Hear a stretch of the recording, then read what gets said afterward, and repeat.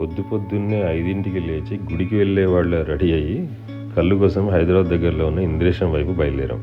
So ఇది మా కొత్త ప్లేస్ కాదు, మేము రెగ్యులర్గా వచ్చే స్పాటే. ఇక్కడ థర్డ్ షీట్ దగ్గర కళ్ళు ఫ్రెష్గా దొరుకుతుంది. సో మేము ఫోన్ చేయగానే మా గౌడ్ సాబ్ ఇట్లా ఫ్రెష్గా కళ్ళు తీసి మాకు ఇక్కడ తీసిస్తాడు. అట్లీస్ట్ మంత్లో వన్స్ లేదా ట్వైస్ వీలున్నప్పుడల్లా ఇట్లా వచ్చిపోతూ ఉంటాం. అండ్ ఇక్కడ కూర్చొని తాగటము, చల్లటి గాలి, చుట్టూ ప్రకృతి, అసలు చెప్పాలంటే ఇది కళ్ళు ట్రిప్ కాదు, ఒక చిన్న నేచర్ బ్రేక్. అసలు రిలాక్సేషన్ అంటే అక్కడికి వెళ్ళి జర్నీ, అక్కడ నేచర్, ప్రశాంతమైన వాతావరణము, బేసిక్గా ఇవే మనకి మెయిన్ రిఫ్రెష్మెంట్స్. కళ్ళు అనేది జస్ట్ ఒక రీజన్ అంతే.